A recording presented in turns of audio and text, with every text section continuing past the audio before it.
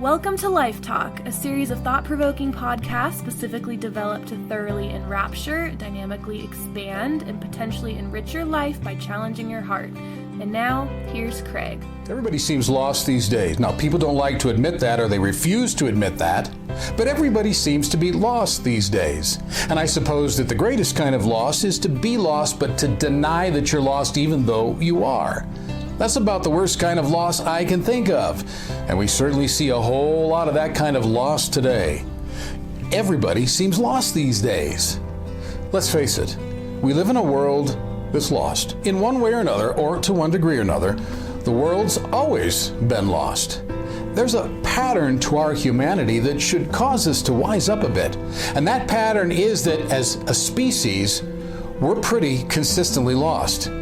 It just seems that we're a bit more lost these days. And in our world today, the more that we work to become unlost, the more lost that we seem to become. As a culture, we walk around pretending that we have reliable maps and accurate compasses to get us unlost. But we have neither. We attempt to create them, or make them, or say that we have them when we don't. We claim that we have the policy, or the formula, or the philosophy, or some recent enlightenment, or some supposedly brilliant or revolutionary idea from which we can now draw the maps and fashion the compasses that we've been looking for so very long. And we grab a hold of these new maps and compasses and we use them to recalibrate wherever we are and wherever it is that we think we want to go. And we end up deeper in the woods than we've ever been before. The woods of our lives and our culture are littered with discarded maps and broken compasses. Everybody seems lost these days. Of course we're lost. We're lost because the woods that we're in are bigger than the resources that we have to get out of them.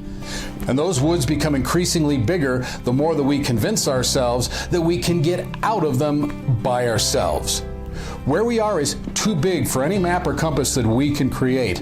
And while we tend to bristle at the idea, God holds the maps and has the compass, a sure map and a steady compass. And while we're likely to continue to refute that reality or work to ignore it in light of our incessant stubbornness, He's got the map and the compass. And all we have to do is ask Him for it.